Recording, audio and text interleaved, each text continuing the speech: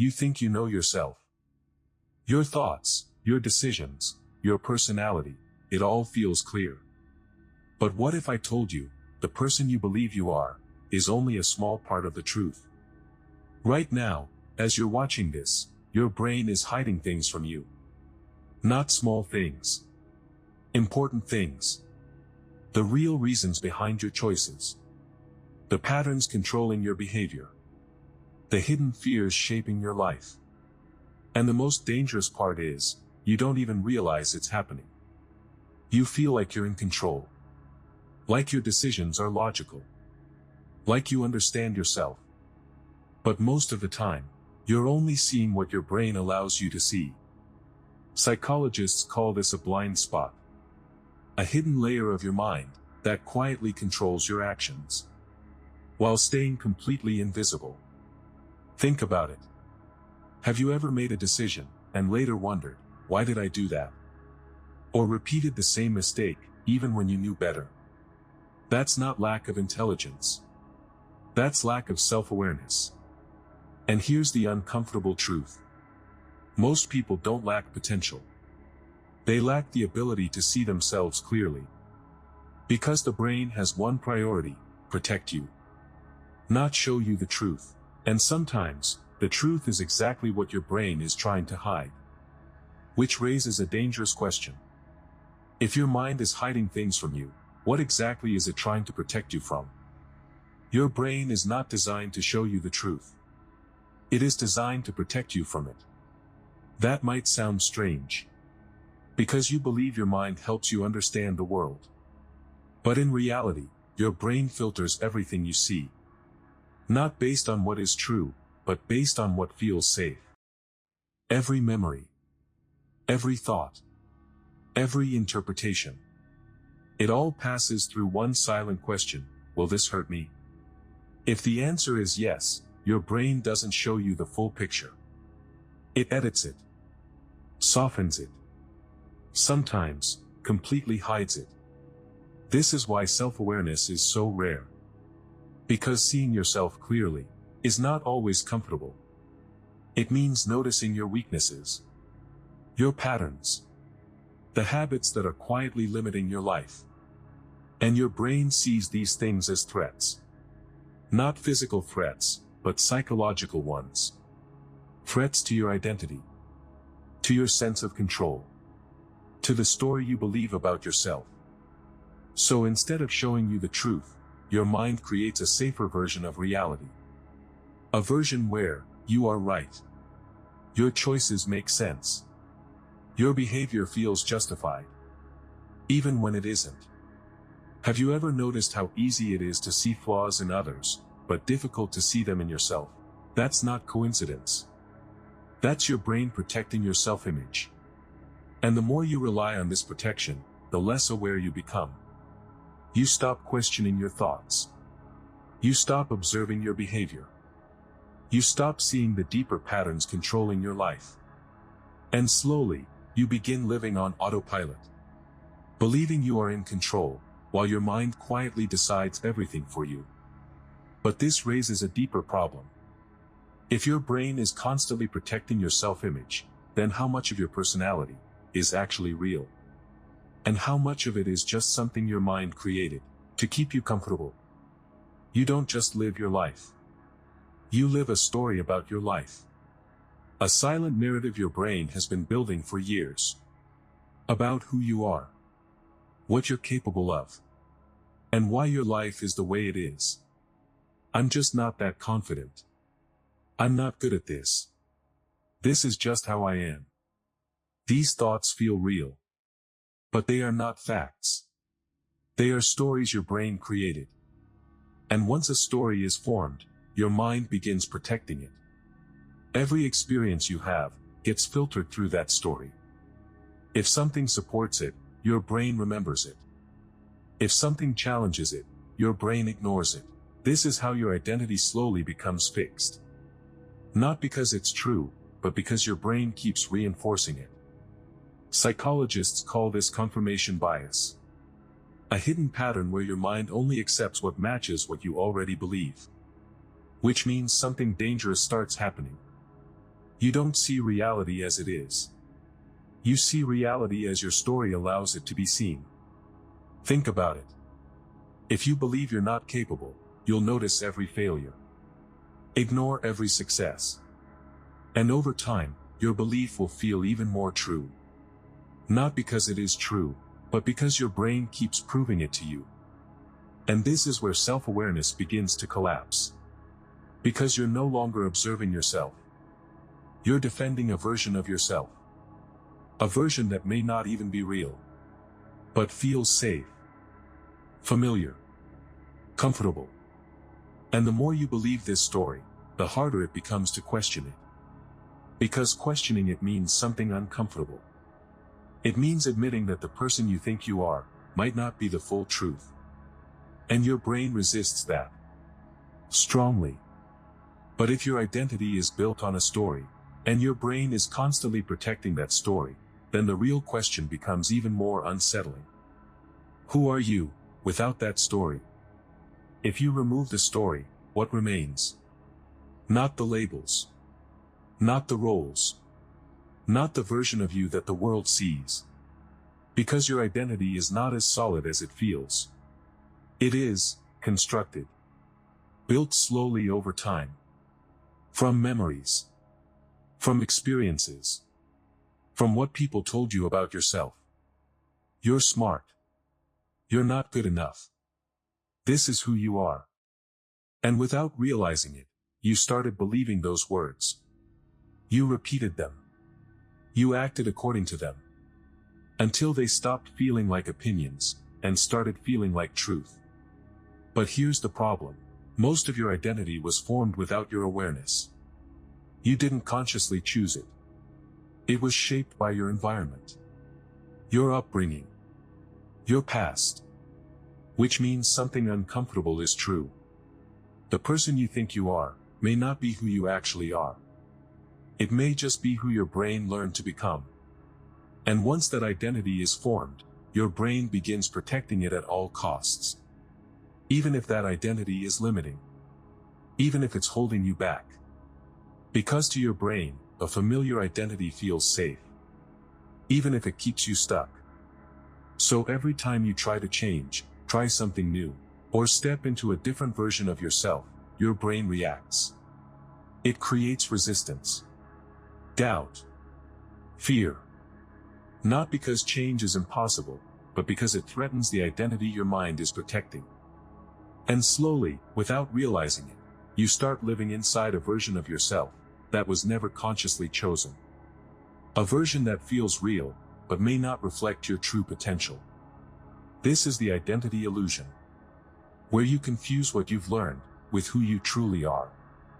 But if your identity is something your brain constructed, and not something you consciously created, then something important follows. It means your limits may not be real. They may just be learned.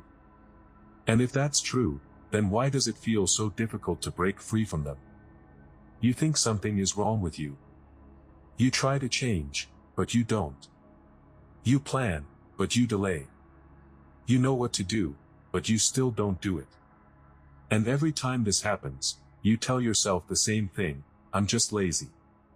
I lack discipline. I need more motivation. But what if none of that is true? What if the thing stopping you is not weakness, but something much deeper? Because the resistance you feel doesn't come from outside. It comes from inside your own mind. And the worst part is, it feels like you. That hesitation before taking action, that voice telling you to wait, that sudden loss of energy, it all feels natural. Like it's your own decision. But it's not that simple. Your brain is running a silent calculation. Every time you try to step forward, it asks one question: is this safe?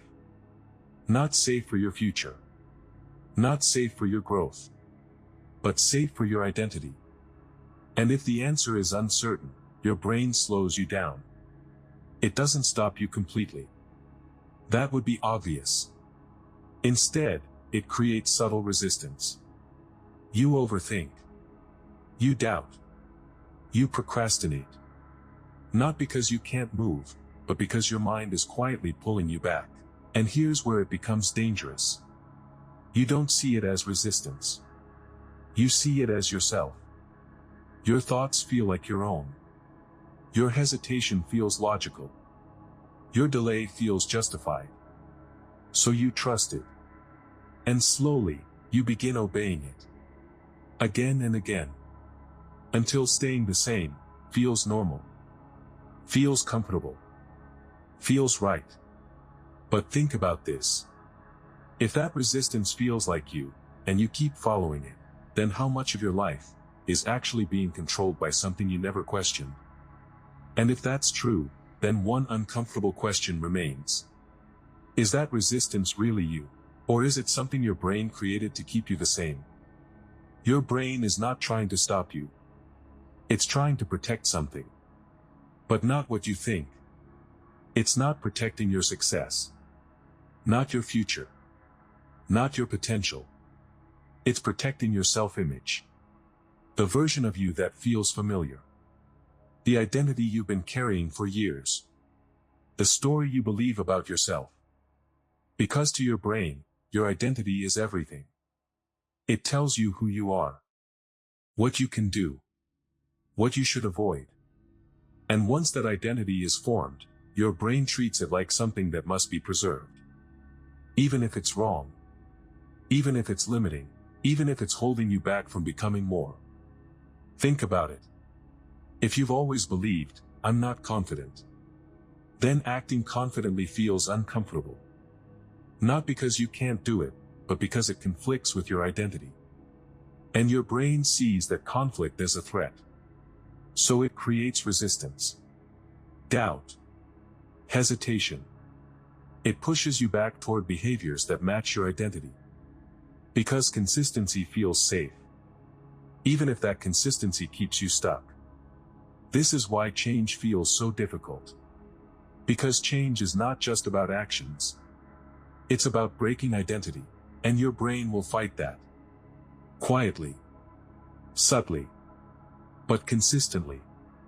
It will protect the version of you it knows, even if that version is incomplete. Even if it hides your true potential. And the more you listen to that protection, the more your life begins aligning with that identity. Until it feels like you have no other choice. But here's the deeper truth. Your identity is not fixed. It is not permanent. It is something your brain created, and something it can change. But that change requires something most people avoid. It requires seeing yourself clearly. Without filters. Without excuses. Without the comforting story your mind has been telling you. And that leads to the most uncomfortable part of self-awareness. Because the moment you start seeing yourself clearly, you begin noticing things your brain was trying to hide all along.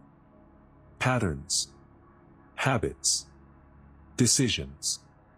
That don't match the person you believe you are. And once you see those patterns, you can't ignore them anymore. Which raises a powerful question. If you finally see the truth about yourself, will you change, or will you go back to the version that feels safe? At some point, something shifts. You start seeing things more clearly. Your patterns. Your habits. The small decisions shaping your life. For the first time, you notice what your mind was hiding. And in that moment, you have a choice. Not a big, dramatic choice. A quiet one. Almost invisible. You can accept the truth, or you can return to comfort. Because seeing yourself clearly is not easy. It breaks the illusion. It challenges the identity you've been protecting. It forces you to admit things you once ignored. That some of your habits are self-sabotaging. That some of your decisions come from fear. That some parts of your life are not aligned with who you could become. And your brain doesn't like that. Because truth creates instability. It removes the sense of control. It introduces uncertainty. So your mind offers you an easier option. Ignore it. Distract yourself. Go back to what feels familiar. And most people do. Not because they are weak. But because comfort is easier than truth. Familiarity is easier than change. And slowly, without realizing it, they close their eyes again. They stop observing themselves. They stop questioning their patterns. They return to the same thoughts, the same behaviors, the same version of life. And the illusion rebuilds itself, stronger than before. But some people don't go back. Some people choose to stay with the discomfort, to keep observing, to keep questioning, even when it feels unstable, even when it feels uncertain. And that decision changes everything. Because the moment you choose truth over comfort, your relationship with your mind begins to change. You stop blindly following your thoughts. You start watching them. You stop reacting automatically. You start responding consciously. And this is where real self-awareness begins. But it also creates a new challenge. Because once you stop trusting every thought your brain produces, a deeper question appears. If your thoughts are not always true, then what can you actually trust? If your thoughts are not always true, then what can you trust? Not every idea that appears in your mind. Not every emotion that pulls your attention. Not every impulse that feels urgent. Because all of these can be influenced by fear, by habit, by the identity your brain is trying to protect. So what remains? There is something quieter. Something most people rarely notice. The part of you that can observe all of it. The thoughts. The emotions. The patterns. Without immediately reacting. Psychologists call this the observer. The awareness behind your mind. It doesn't create the thoughts, it watches them. It doesn't get pulled by every emotion. It notices them. And this changes everything. Because the moment you step into this observer state, you create distance. Distance between you and your automatic reactions. You start seeing your thoughts as events, not as truth. You notice patterns repeating. You notice how certain situations trigger the same responses. You begin to understand your mind, instead of being controlled by it. But this awareness feels unfamiliar at first. Because your brain is used to being in control. It wants you to react instantly. To follow every thought. To stay inside the identity it has built. So when you start observing instead of reacting, it feels strange. Uncomfortable. Even difficult. Your mind becomes louder. More restless. As if it's trying to pull you back.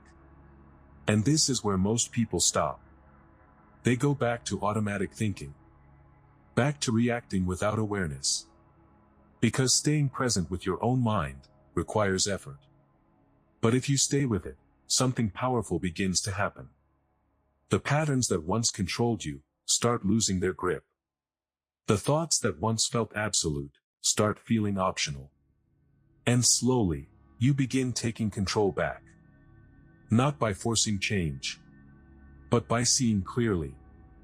And that clarity leads to something deeper. Because once you begin observing your mind, another realization emerges. A realization that changes how you see yourself completely. If you can observe your thoughts, then you are not your thoughts. If you can observe your thoughts, then you are not your thoughts. And if you are not your thoughts, then who are you? This is where self-awareness becomes something deeper. Because most people spend their entire lives believing they are their mind. Every thought feels personal. Every emotion feels like truth. Every reaction feels like me. But once you step into awareness, that illusion begins to break. You start noticing something strange. Thoughts appear on their own. You don't always choose them. They just show up. Emotions rise and fall. Sometimes without any clear reason. Reactions happen automatically. Before you even have time to think. And for the first time, you realize something important. Your mind is not always under your control. It is a system. A pattern. A collection of habits shaped by your past. Which means something powerful becomes possible. If you are not your thoughts, you don't have to follow them. You don't have to believe everything your mind tells you. You don't have to react the same way every time. And this is where real change begins. Not by forcing yourself to be different, but by not blindly obeying your mind. Because most people don't live consciously. They live automatically. They follow thoughts without questioning them. They react without awareness. They repeat patterns without realizing it. And that is why they stay stuck. Not because they lack intelligence, but because they never separate themselves from their mind. But the moment you create that separation, everything shifts. You gain space, choice, freedom. You can pause before reacting. You can question your thoughts. You can choose a different response. And slowly, your life starts changing. Not dramatically, but fundamentally. Because now, you are no longer controlled by your mind. You are observing it. But this leads to one final realization. Because awareness alone is not enough. Seeing clearly is powerful, but it doesn't automatically change your life. Because after awareness, one final step remains. A step that very few people are willing to take. A step that determines whether you will stay aware, or actually transform your life. And that step begins with a simple but uncomfortable decision. Will you act on what you now see, or will you go back to who you were before? Now you can see it. The patterns. The thoughts. The hidden forces shaping your life. What once felt automatic, now feels visible. And that changes everything. Because awareness does something dangerous. It removes your excuses. You can no longer say, "I didn't know." You can no longer blame circumstances the same way. Because now you've seen the truth. That your mind was not always helping you. Sometimes it was protecting you. Sometimes it was limiting you. Sometimes it was quietly controlling you. And now you have a choice. Not a loud one. Not something dramatic. A silent decision. The kind that happens inside your mind. Every single day. You can go back to automatic thinking. To reacting without awareness. To living inside the same patterns. The same identity. The same version of yourself. And most people will.